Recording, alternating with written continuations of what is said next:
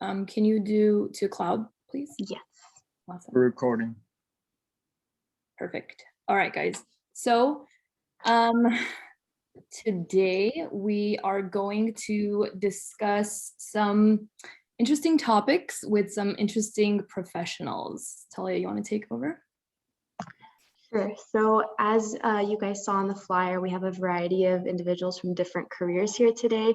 You're going to have the opportunity to meet all of them and ask questions towards the end, but we're going to go through a couple of questions that we've created. It's going to give you a little background on them personally and their jobs and how they got to where they are today.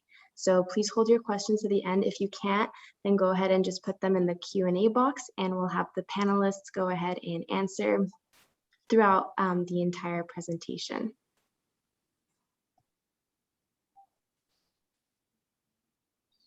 So just to clarify, we're using the Q&A box instead of the chat feature. And I think we can move on. Okay, sounds good. Alrighty, guys. So the agenda is going to be, we're starting off with introductions, then we're going to move on to a few questions for our professionals. And then toward the end, we will have some time for students to ask you guys questions, maybe individual questions, maybe general. So it will be whatever they feel like asking you. So be prepared. Starting off with introductions. So if you guys can take turns introducing yourself, your name, your job title, your highest level of education, school of attendance, if you went to a certain school after high school, and major certificate that you may hold. Let's start off. I guess I will name off so you guys don't get confused. Let's start off with Dylan. Hey, everybody. Can you hear me? Yes. Great. Hey, what's up? My name is Dylan. I am now, I guess, fourth year medical student at the David Geffen School of Medicine at UCLA. I went to high school at Crescenta Valley High School, graduated 2012. I did 4 years at UC Irvine. I graduated with a bachelor's degree in biochemistry and molecular biology. Took 2 years after UCI to work on my medical school application. And now I'm about to start my 4th year of medical school here at UCLA. We'll be graduating next year with a medical degree, MD. And I'm in the process of applying to residency programs this fall. So yeah, I think that answers, is that right? Yes, that was great. Thank you. Moving on to Eric. Hi guys, my name is Eric. My job title is I'm an electrical engineer 1 at Abbott Laboratories, which is the biotech hospital care type of company. I did graduate with a bachelor's of electrical engineering from Cal Poly Pomona, and this upcoming fall, actually in September, I'll be starting at UCLA with my master's in electrical engineering. So yeah. Awesome, thank you. Up next we have Vlad.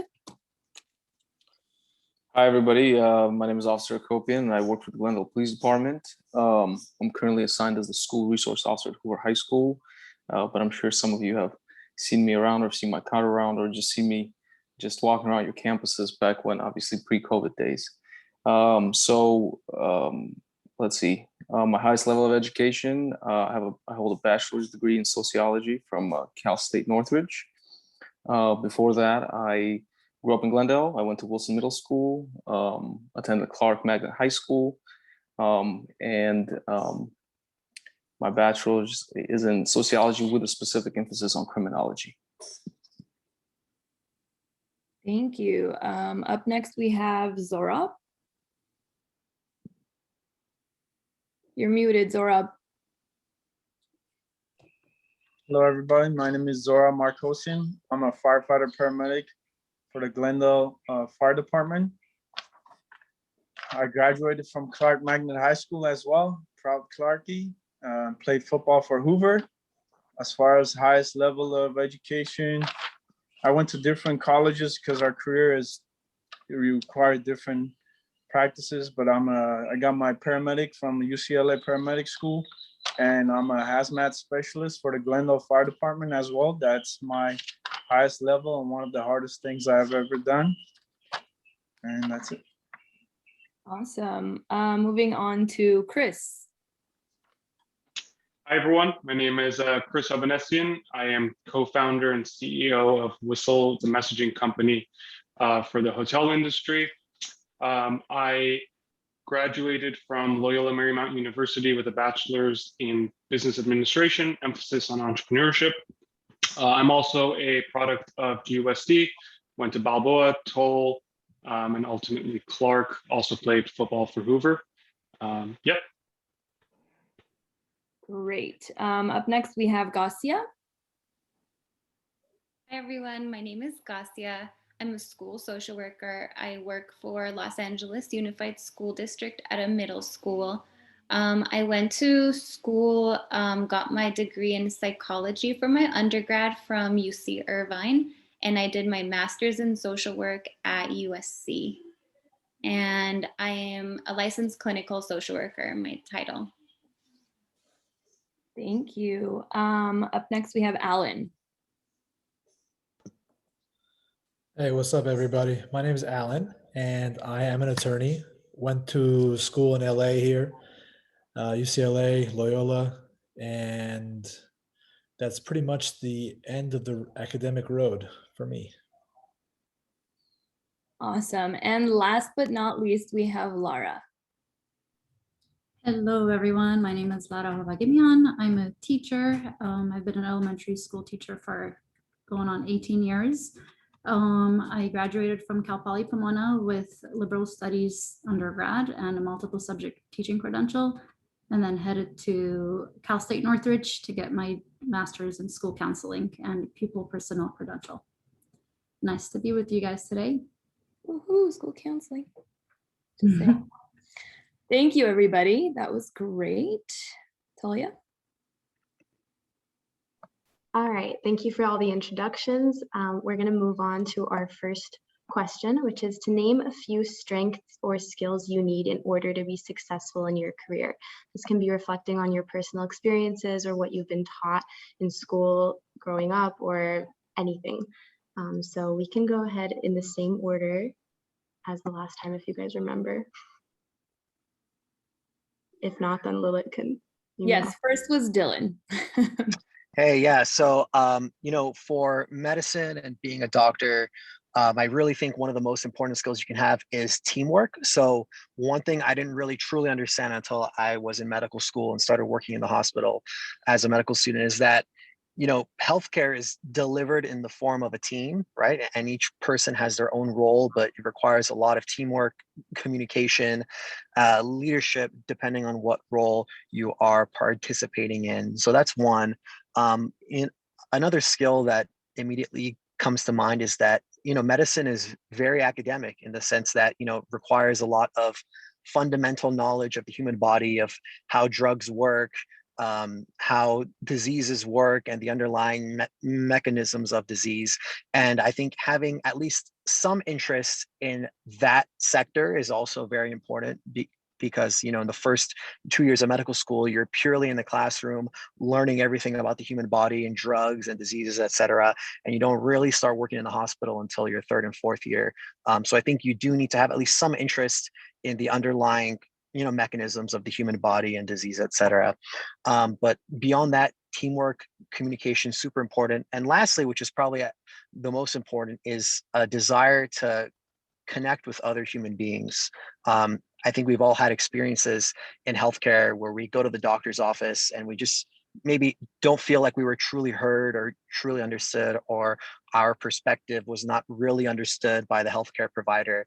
And I think what makes a really good doctor is a doctor who's able to step inside the patient's shoes and understand their perspective, and who also has the patience to really understand what a human being is going through and what are the various factors that contribute to their health, not just biologically, but psychologically, socially, et cetera.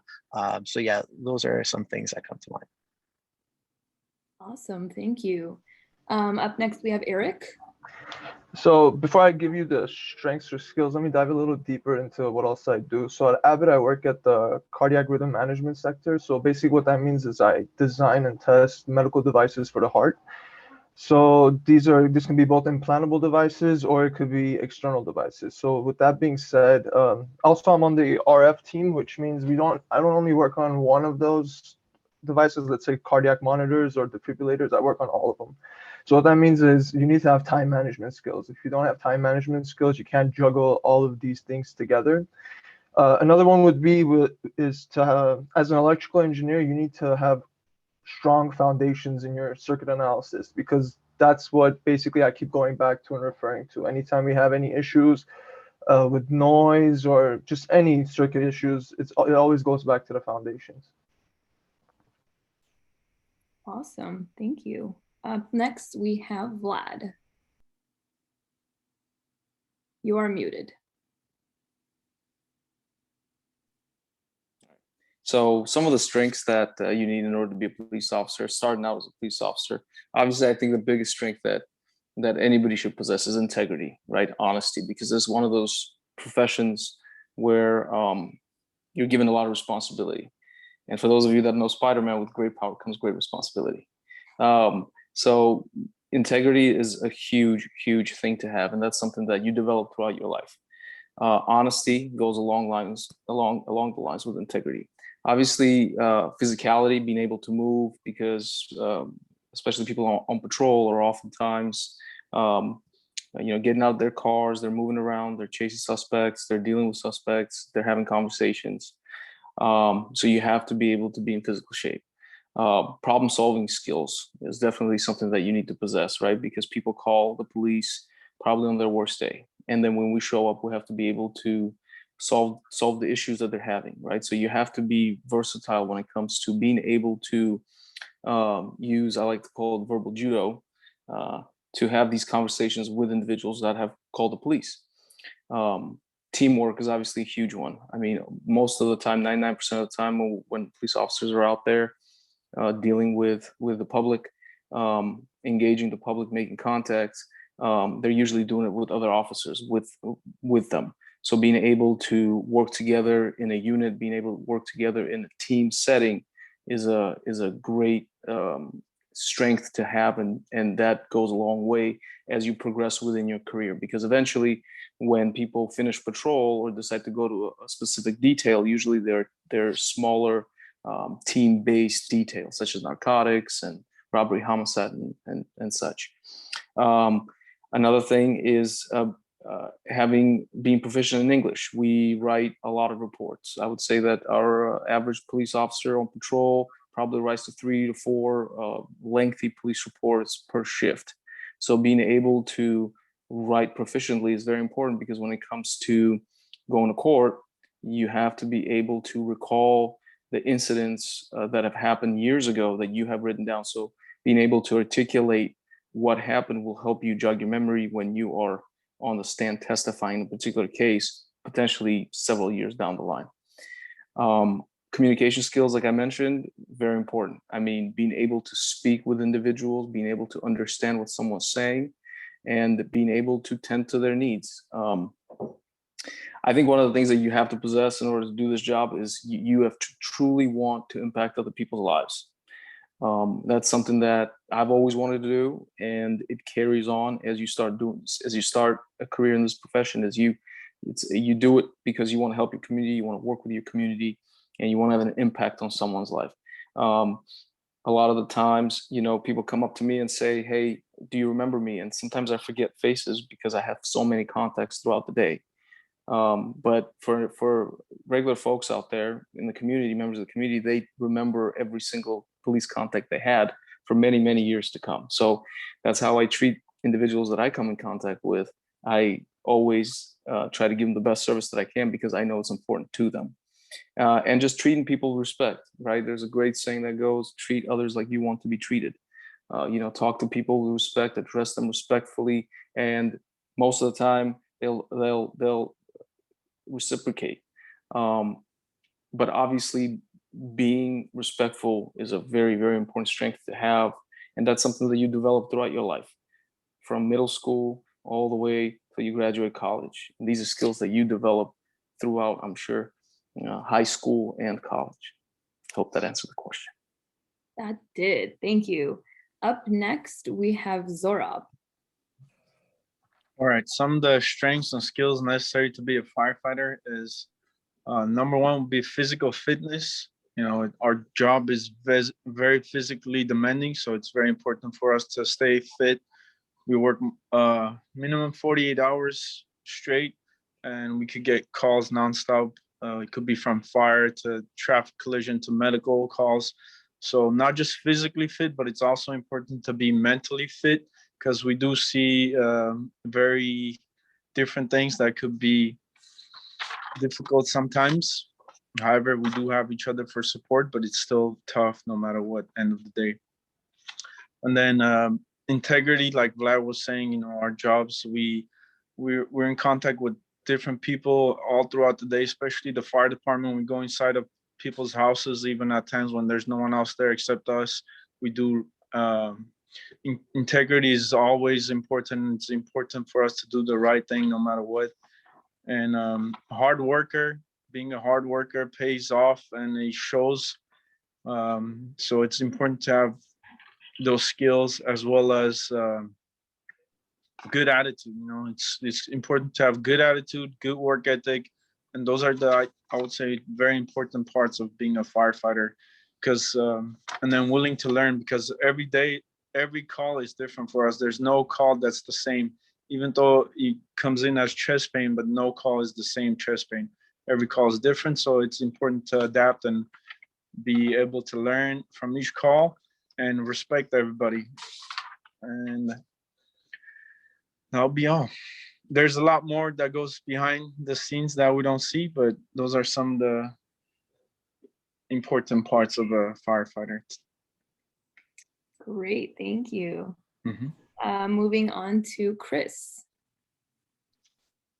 So as an entrepreneur, I would say one of the most important skill sets is leadership, because building an organization and putting a team together requires great leadership skills, because it's not something that you can do yourself. At the end of the day, you need to assemble a group of individuals who are just as ambitious as you and who can, together you guys can work towards the same goal. Good saying is, you know, if you're a good leader, you can put the right people in the right seats, and together you guys can accomplish anything, and any business in any industry. You know, under that, I would also say a very important component is resilience. So under the leadership category, your team kind of looks to you to know where to go next, and in order to move forward and fight every day, resilience is definitely a very important skill to have, regardless of whatever, you know, positive or negative situations are thrown your way. Just like this pandemic that we all went through, and businesses, you know, suffered around the world. It's what helps you keep fighting and grow, and eventually come out the other end better than, you know, you went in. Another important skill set is resourcefulness, or being inventive, especially when you're a smaller company or just starting out. You know, whether you have a small company or you're starting a company, you don't have the same resources as a larger, well-established organization, but you can use this to your advantage, because it forces you to become more creative and ultimately achieve the same goals. And so that's kind of what I would say is a very high level skill set needed to be successful as an entrepreneur. Great, thank you, Chris. Moving on to Gassia. So as a school social worker, I'll just summarize a little bit about what I do, because not a lot of people are familiar with it. But as a school social worker, my main job is to bring mental health awareness to the school community. And one way I do that is by teaching both students and families, parents, and teachers how to better manage their emotions and deal with them in a healthy way.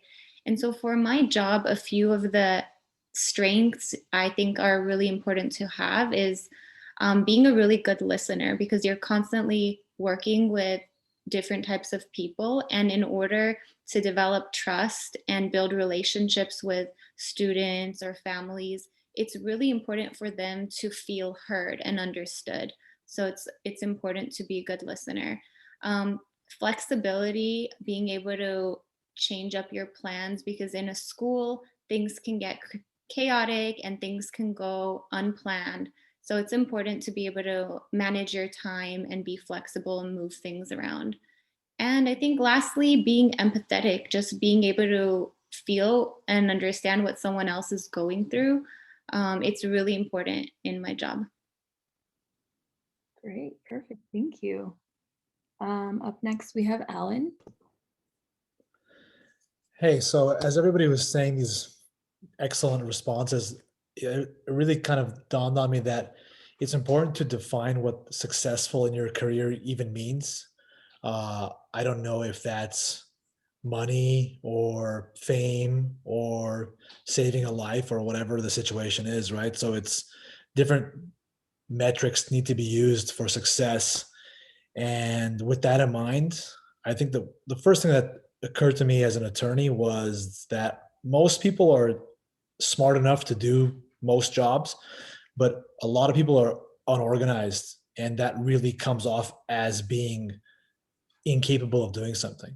So in high school, in college, wherever, the more organized you can get your act, the more you can at least present as successful, and you can actually come off way more prepared than someone who is a little bit more intelligent, let's say, in a raw sense, right? So organization is massive, and if you can't keep yourself together, there was a few answers that were kind of similar to this, but if you can't keep yourself together, you're a goner no matter what.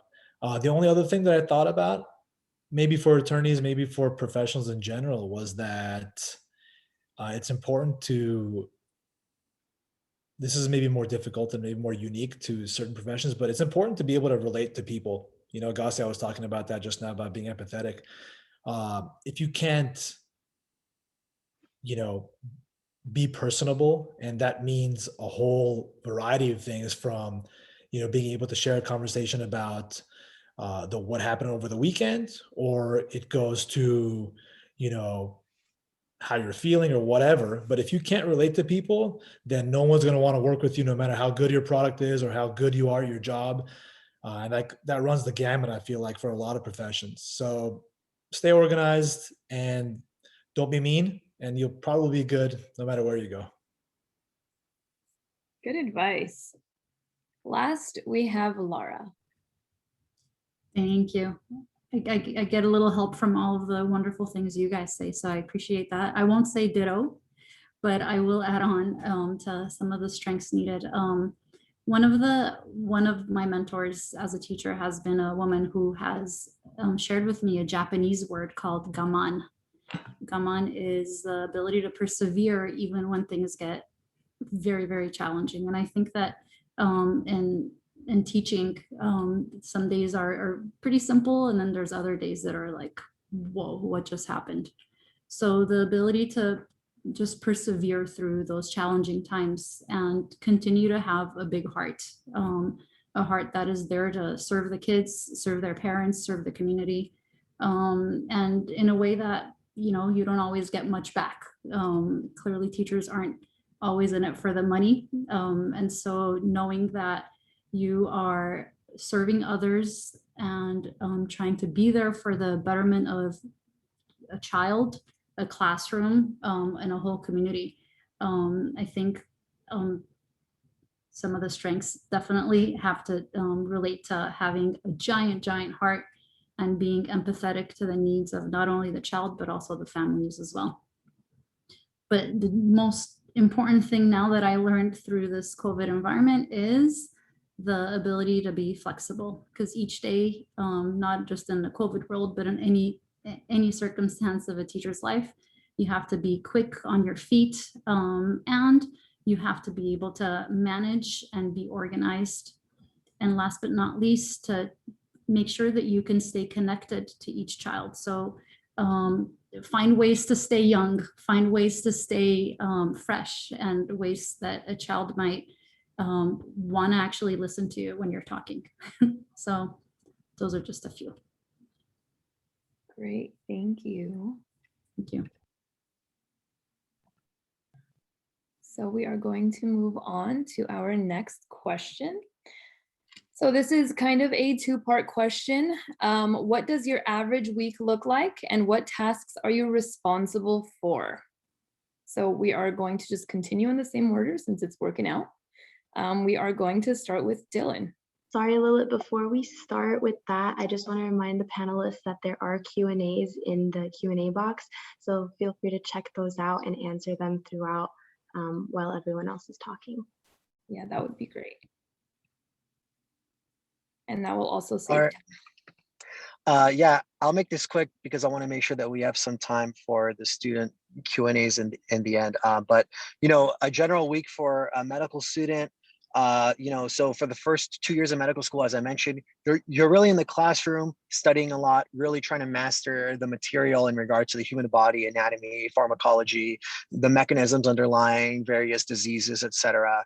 And you're in your third and fourth year, you are working in the hospital, basically with the same schedule as the other doctors in the hospital. And, you know, for the way it works in medicine is after you finish medical school, you do residency, which is anywhere from 3 to 7 years after medical school, where you're doing your subspecialty training. So in your third and fourth year, you're basically working alongside these resident physicians, seeing patients in the hospital. It can be very busy. Yeah, so, you know, first few years, taking care of studying and whatnot, of really mastering the material. Third and fourth year, seeing patients in the hospital, and in your residency after medical school, when you're doing your subspecialty training, it's entirely just seeing patients in the hospital. Awesome. Moving on to Eric. So I could say I've never had an average week on my job because every week is different for me. It really is. And this is also going to answer one of the Q&As. That is my favorite part of the job because every week is different. Because I'm juggling so many different projects, so many different devices and all that. But I could say some of the more consistent tasks I'm responsible for is designing and testing, because we design and then we test. And it's not like only 99% of the devices can go through. It has to be all 100%. If not all 100% are valid, then we can't pass it. Great. On to Vlad. You are muted. There you go. So for a police officer, it kind of depends because you have different divisions, right? Everybody works patrol at some point in their career. That's where you start. So for the purposes of this, to answer this question, for a regular patrol officer, a week is pretty much working 3 days with about 12.5-hour shifts. The thing is, it's never really 12.5 hours because shifts tend to go on much longer than that, because a lot of times officers are out in the field all 12 hours, and then at the end of their shift, they have to come back to the station and do a variety of tasks such as booking evidence, writing and finishing their reports, getting those reports approved, oftentimes communicating with the detectives that are there that day to see how else they can proceed with their paperwork. As far as the calls for service, depending for the hours, different officers start at different times. Glendale PD, it works three throughout the day. It works 3 different types of schedules. There's the day shift, the swing shift, and the night shift. The day shift starts out at about 5 o'clock in the morning, goes all the way to about 6 p.m. For the swing shift, it's from about 3 p.m. to 3 a.m. And then for the night shift, which is the graveyard shift, is where most new officers start. It's from about 6 p.m. to about 6 a.m. in the morning. And during the patrol shift, officers respond to calls for service. They take reports, they take pictures, collect evidence, contain crime scenes, make contacts and traffic stops. They write traffic citations, or they make arrests. Sometimes proactive, that result from the officers out in the field that are making contacts with individuals that result in what's called a probable cause arrest. Then sometimes they will be taking the person to jail and booking them through the booking process in the jail and then back out on the street. And throughout their daily shift, they try to find time to have lunch. Oftentimes, for a patrol officer, your patrol car becomes your office, and that's where you eat lunch. That's where you write your reports, pretty much spend the majority of your time when you're not out dealing with the public. Great, thank you. On to Zora. All right. Just like most jobs, we don't have an average week for us. Every time we come into work is different for us. So it's different on every week, and depends what apparatus you're assigned to. That varies too. But most of the time we come in, we start with a lineup, morning lineup, where we're going to do for the next 48 or however many hours. Usually it's just 48 hours unless we have a busy season, and then we do a little workout. It's as firefighters, we're required to work out every morning, and then we cook, clean. The fire station is just like our house, so we do all the cooking, all the cleaning. Every day someone's assigned for cooking, so we collect money in the morning, and then whoever's in charge does the shopping, and we do a dinner that day. And then in between those, we run all kinds of medical calls, fire calls, traffic accidents, or brush calls. And no call is the same for us. Like I said earlier, every call is different. Every person is different. The key is to treat them like family. That's what helped us out the most. What tasks I'm responsible for? I'm responsible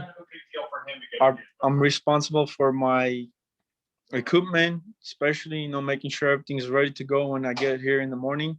So our shift starts at 7 a.m. However, everyone shows up almost an hour early to check everything out. We're responsible for the whole apparatus and all the equipment on it. Make sure everything's ready to go, your gear's ready to go. And I'm responsible on helping people whatever they need help with. Awesome, thank you. I wish my job made me work out every morning before I started. That would be great. No problem. We have to stay in shape to help everyone out whatever we can. I mean, it's a great idea, but maybe we should all do it. Moving on to Chris. Hey, before I start, I want to say I definitely agree with you. We should all definitely make time to work out every day. But aside from that, what my responsibilities are in an average week, I like to say I work for my team since I oversee all of our departments. It's my job to make sure that there's nothing stopping my team from accomplishing their initiatives. So in an average week, I'll typically work an hour every day with our engineering team, product team, to help shape the future of the product. I'll work multiple times a week with our customer success team to ensure our customers are performing and they're successful with our product. With the sales and marketing team, I work with them to drive growth and product adoption.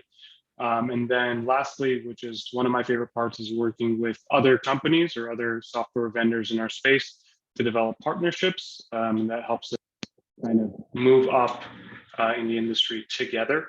So that's definitely been one of my favorite parts. To summarize, I'm pretty much on Zoom meetings all day long to ensure the company's running smoothly and is headed in the right direction. Great. So you're on Zoom meetings even when COVID is not around. Yeah. Awesome. Next up, we have Gassia. So my day also varies, just, depending on what's going on. But some of the things that I do that I'm responsible for is one, student safety. So one main part of my job is working with students who are, depressed or maybe even having suicidal thoughts. So working with the student on creating a safety plan, making sure that they are physically safe, working with the family to teach them how to help the student, get them connected to services and resources.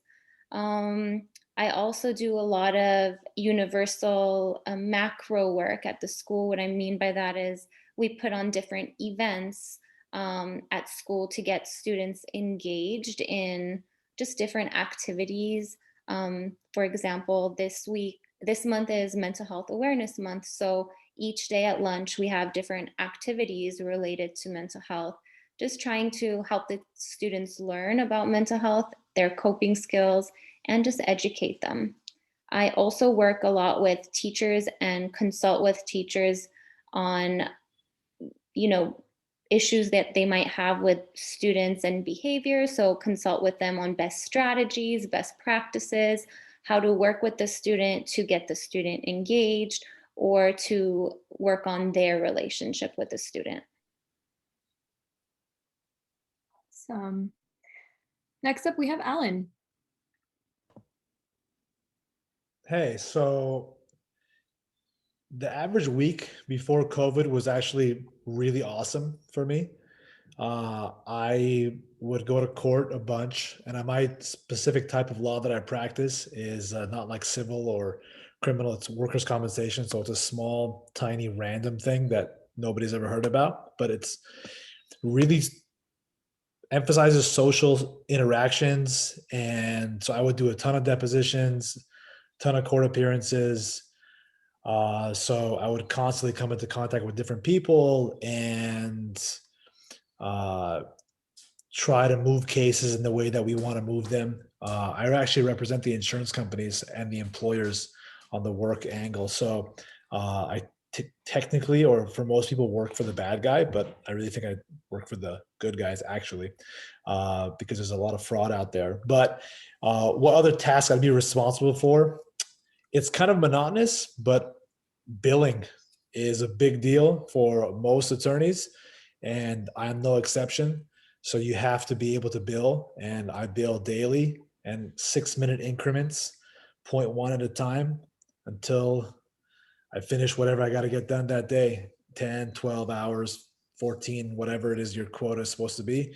And so 0.1 at a time, but throughout the whole process, I try to take as much time as I can for fun, and I can actually dictate my own schedule, unlike probably some of the other professionals on here, where if I start early, I can finish early. So sometimes I'm finished work at 2 p.m, and then it's Allen time, which is my favorite time of the day.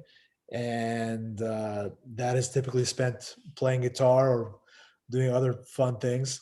But as far as work goes, billing mainly. And then now post-COVID, I'm doing all the same stuff, but it's all virtual, Zoom, telephones. Kind of sucks, honestly, for me, but I've been lucky that my job has not gone away last year. So I'm not complaining. And there's definitely far worse situations out there. But otherwise, I think that's it. Oh, one other thing I wanted to say. A couple of these questions that I got through, I'm not sure what the best time is to answer them. And I'm not sure what the best way to answer any of these questions are really, is because once we answer them and you do type answer, I don't know if the other people are seeing that the answers are typed, or like, because they go away from the notification, like they're not on the 7, for example, but if I type an answer to how long does it take to become a lawyer, does everybody else get that? And then there's another of the same question. So I don't know if, should we hit them up as we're going, or keep typing? Lilith, Talia, whatever you guys think is, we'll roll with that. Am I making sense? If there's specific ones to like a specific individual, you guys can go ahead and answer those. And then I can go ahead and Lila and I can review the ones that are more general, and we can answer them in the next portion. Okay. Let's leave it be right now and see how it goes, I guess. I don't want to monopolize the time, and then we can do separate messages or who knows what. But I see you guys. I'm seeing everything. I think that everyone can see the answers, I believe. So if you guys want, you guys can go ahead and answer them. And then if there are some that are not answered, we will ask them at the end. So moving on to Laura. All right. My average week, each week does have a basic outline of a pattern. Clearly, students come in, I teach them, and they leave. However, in order for that to actually occur, there's a lot of lesson planning that takes place. There's California state standards that need to be addressed. And in each grade level, there's different standards that students need to learn so that they can be successful in the upcoming year. And so having all of those standards in mind, I plan my lesson plans. And also at the same time, making sure that students who come to me who maybe did not achieve the learning that they were expected to learn in prior years, I differentiate instruction for students like that. So we're able to then help them reach the grade level standards so that in future years, they'll be successful in the upcoming year. In addition to that, phone calls, emails with parents, helping parents connect with their child in the daily tasks that they need to accomplish, and just trying to find ways to have them be on your team so that as a team you could be successful to help that student achieve great things. And lastly, there's always trainings and staff meetings and grade level planning time as well, so that teachers and administrators and other leaders of the school can join together to plan for the greater part of the school too, and not just the individual classroom. Great, thank you. You gotta love those meetings. So I think that is all for our questions, but now we are going to open it up for the Q&A. So we are going to have some students ask some questions. I don't know if they can unmute themselves. I don't think so. So they would have to put it in the chat. So we're gonna go ahead and read off the chat. Talia, do you want to go ahead and start off with that? Sure. Let's go ahead and start off with one that's kind of repeating. So this is for Alan. How long does it take to become a lawyer? I guess that's the first question. Yeah, I saw a couple of these. So technically law school is only 3 years, maybe 4 if you do part-time. Obviously you need a bachelor's in something, and it sucks massively. I cannot understate how horrible law school is. And Now you we don't just want to encourage our students. no, you just have to be committed is all I wanted to say. I don't, length of time is not indicative of, ease or difficulty. I mean, yeah, it takes much longer to become a doctor or potentially to become a professional in some other field or start a business and make it profitable. But it's tough. Law school is tough for sure. And it's doable, but it's tough. And I guess a follow-up question for that would be, how do you decide what type of law you want to study, and at what point of law school do you decide that? So law school is interesting. One of my many reasons why I disliked it so much was because it was so impractically suited for the career of law. So you go to law school and you learn all this stuff, but then you don't practice almost any of it. And it doesn't make it any easier. It actually makes it worse, obviously. But you don't really decide what type of lawyer you're going to be until you finish law school. I guess there's some professions or some fields which are a little bit more tailored to specific things in law school. But typically, once you finish law school, you're desperate to get a job anywhere, and you'll work for anybody doing anything almost. And most of my friends who are attorneys, they kind of fell into things, and that's kind of how their career started. So there's no real type of law that you study in law school. It's just more general, I guess. Various, I don't know, contracts, injuries, property, big subjects with not a lot of specific things in there. So you just need to be committed, to the whole process basically, rather than quote unquote something I like, which is unfortunate. But again, part of the game. If you want to play, you got to go for it. Thank you. We can move on to the next one. So Someone said, I've heard that in order to become a crime scene detective, you need to be promoted from a police officer position. Is it possible to become a detective without being a police officer? So Vlad, I believe this one's for you. So that's a great question. When we talk about detectives within the Glendale Police Department specifically, we have multiple bureaus. We have the Auto Burglary Bureau that deals with property crimes. We have financial crimes that deals with fraud. We have assaults, which deals with person-on-person type of crime, domestic violence, things of that nature, threats. We have robbery homicide that specifically takes on, obviously, as it's in the title, homicides and robberies. In order to go to any of those details and promote to detective, the rank of detective, everybody needs to start out at patrol. And patrol is kind of where every officer finds what they like to do and focuses on that. For example, as a patrol cop, your function is to go to calls, right? To respond to calls and take reports. However, throughout that, you also hone in on your skill of what you like to do. For example, some officers like narcotics. They get into the narcotics bureau. And the way they do that is they make narcotics related arrests.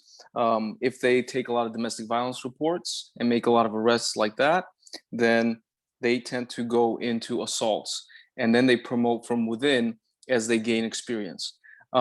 So in order to be a detective within pretty much any department in LA County, probably, is you have to start out at patrol.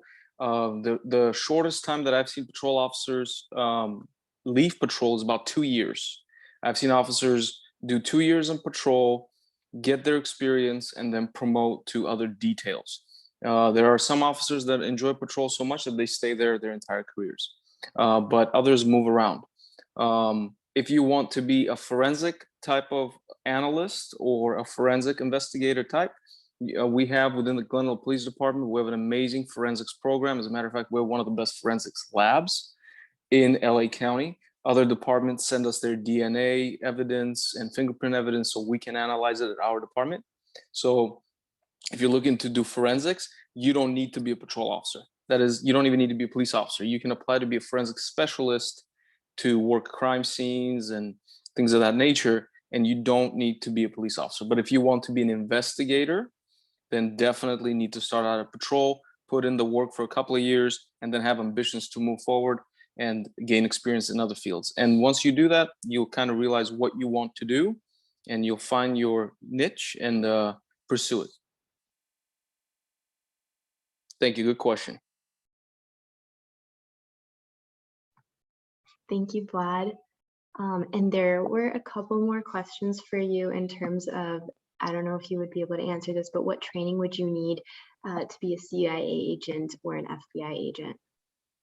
Oh, that's hard for me to answer, but I do know that you have to go through a specific background, a different type of background check. You have to their training is very much different. So it would be very difficult for me to answer that question. I don't know what kind of training you need for that.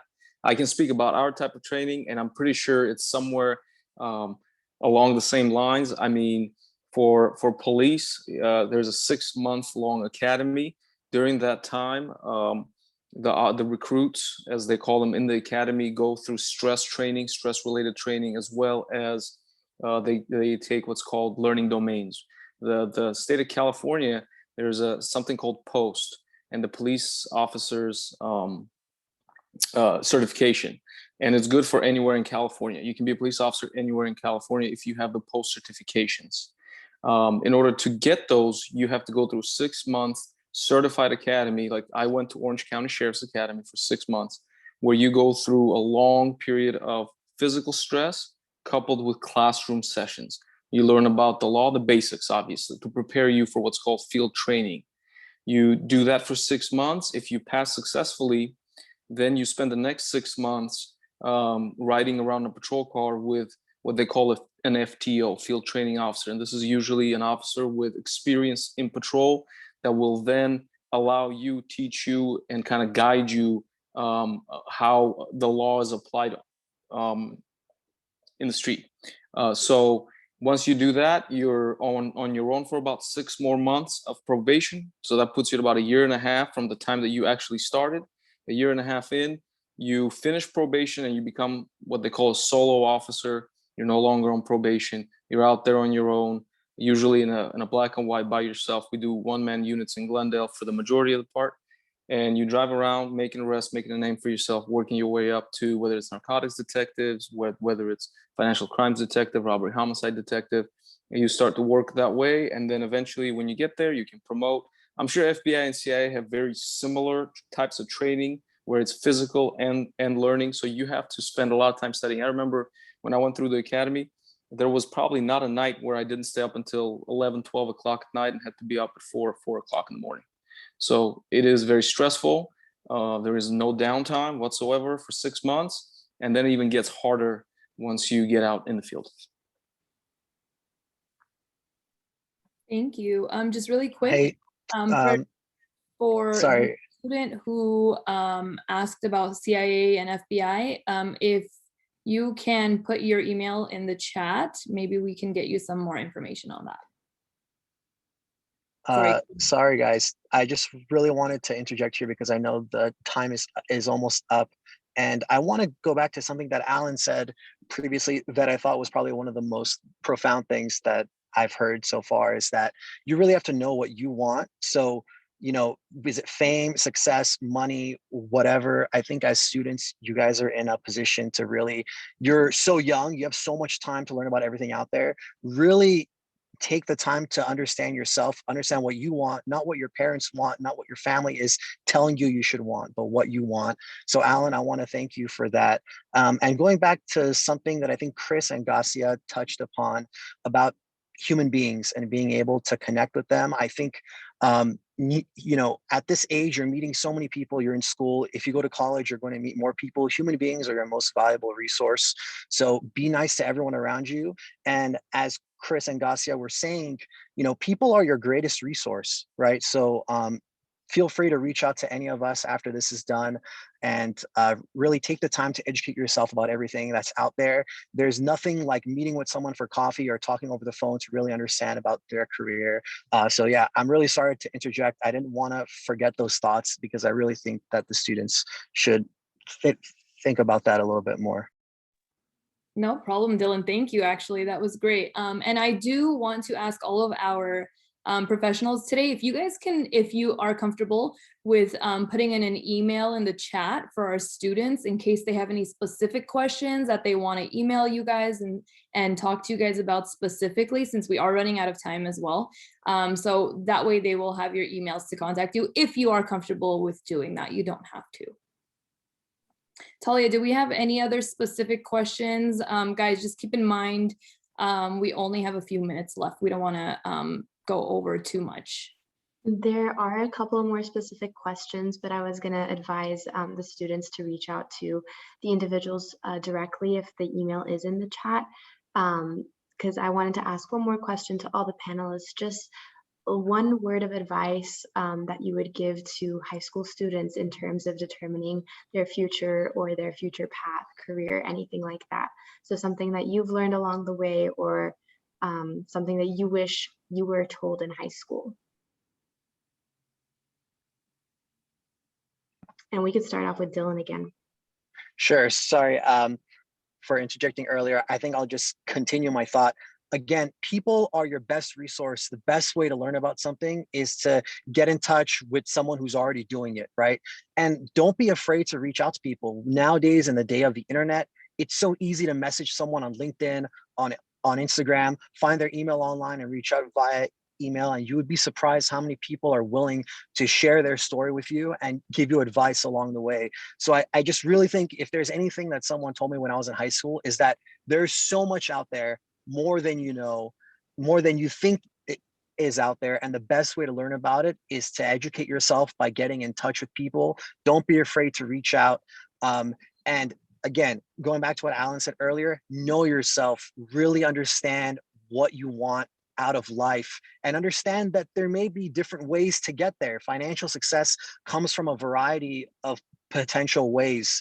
So really, if you're only thinking about financial success, for example, try to envision what you would want your day-to-day to look like and really just explore until you find what's out there that you really want to do. And lastly, who you are at this age might be a little different than who you end up being 2, 5, 10 years from now.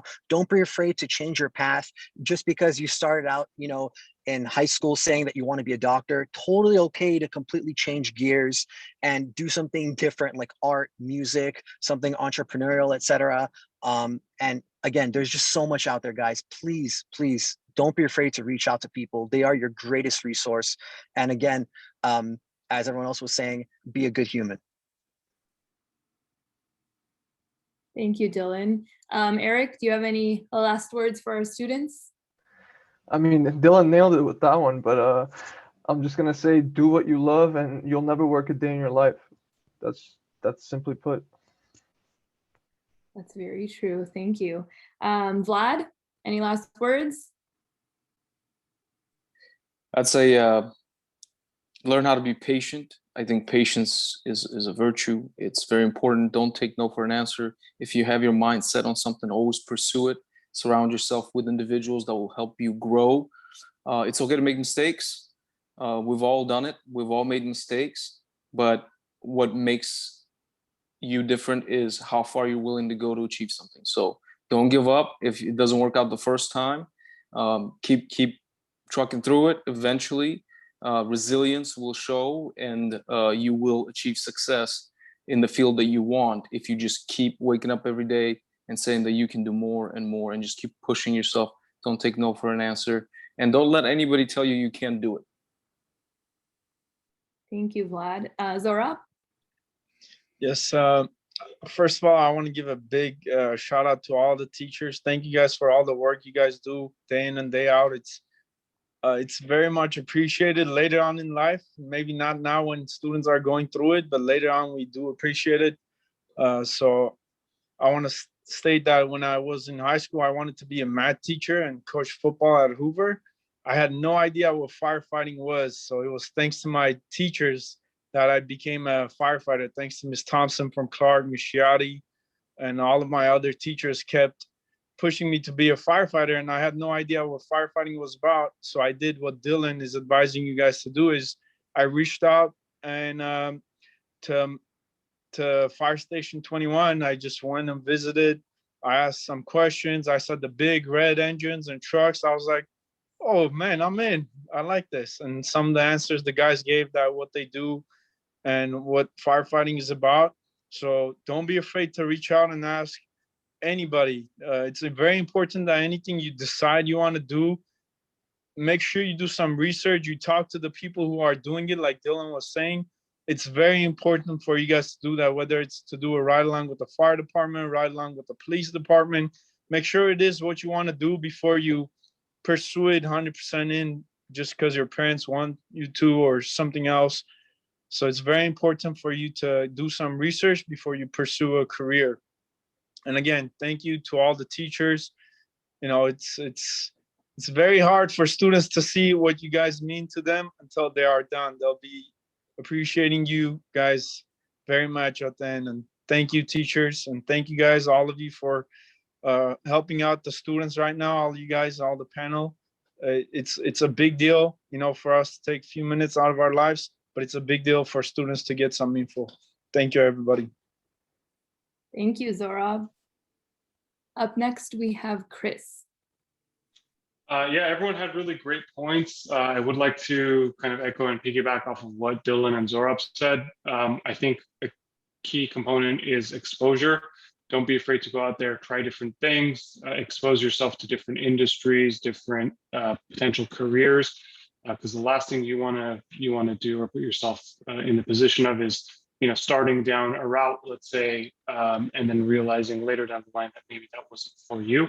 And that does happen, and it's not necessarily a bad thing. But if you don't take the initiative to go out there and try new things and see what it is that you like doing, then you're gonna it's gonna delay things in your life to a certain degree. So yeah, I guess my key advice would be, don't be afraid to try different things and find out what it is that you really love. Thank you, Chris. We have Gassia next. A couple things. I think one thing that I wish I was told when I was in high school graduating is that you don't need to have it figured out right now. At that moment, I thought it was like a life or death decision. Like I had to know, but I hadn't done anything. I hadn't tried anything yet. Now looking back, it doesn't really matter so much what you major in. College is going to be an experience where the main thing is developing these habits, and those habits are what is going to make you successful later in life. So I would say don't put so much pressure on yourself in trying to have it all figured out of like what you want to do in your career. You guys are still young and have a lot of time to try different things out, like a lot of the panelists said. But focus on your habits, focus on your values, and those are the things that are going to stay with you. Thank you, Gassia. Next we have Alan.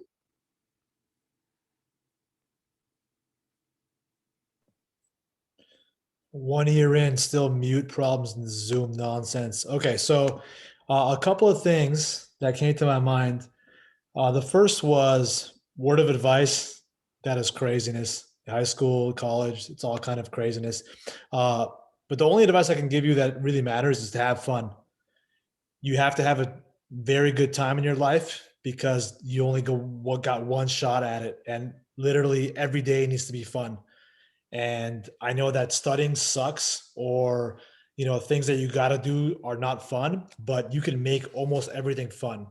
And if you're not having a good time with your homies doing whatever you're doing, then your life is going to kind of be lame. And no matter how successful you are in profession, it's going to suck. So for me, have a good time, really rip it up. And the other thing is that,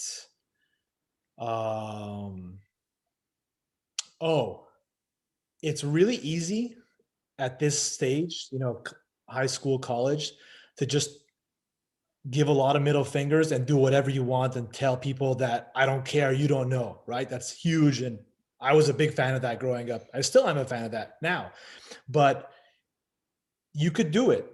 You could do, I don't care, and you don't know anything, as long as you recognize what's going to happen on the back end, So if you say, I don't want to study, I don't want to go to school, I don't want to do this, then okay, literally leave the house and give me my car keys back, and whatever the situation is, and you pay for your insurance and whatever, So it's like, if you want to be a hard ass, then be it all the way. But if you don't want to be, then be a little bit more humble growing up, and things will kind of just flow in your favor, I feel like. But you could do both. You can have fun. You could do the work. It's all doable. So don't be discouraged. Go get out there and have an awesome time, because life is good. Thank you, Alan. And last we have Lara. Thank you. So I think that the biggest advice that I can give you is don't compare yourself to someone else's experience.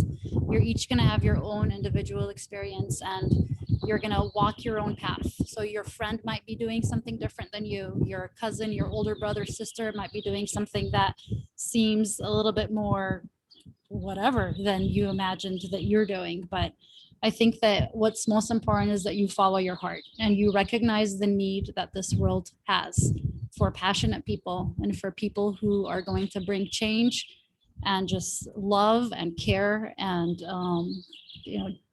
just acceptance of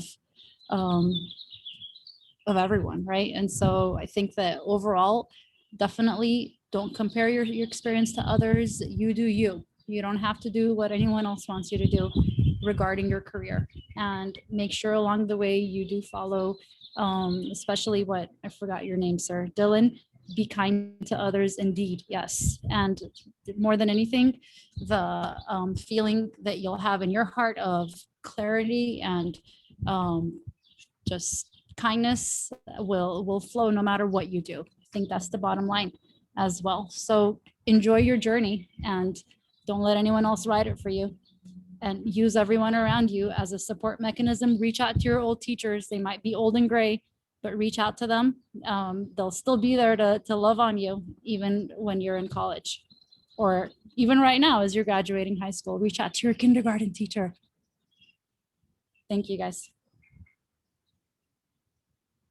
Awesome. Thank you, Laura. All right, I think that is everything. If you guys have any other questions, please feel free. Some of our professionals put in their emails in the chat, so you guys can go ahead and save that.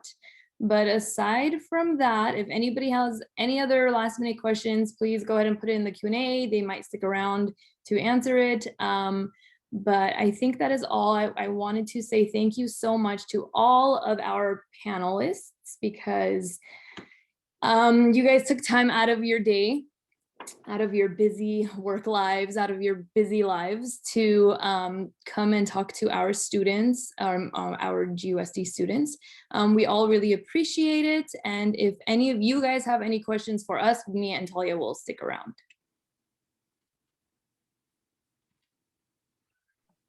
Thank you so much, everyone.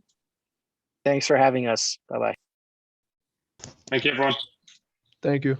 Guys, Thank you, everybody. Thank you. Thank you, everybody. Bye, everybody. Good luck on all your life's plans.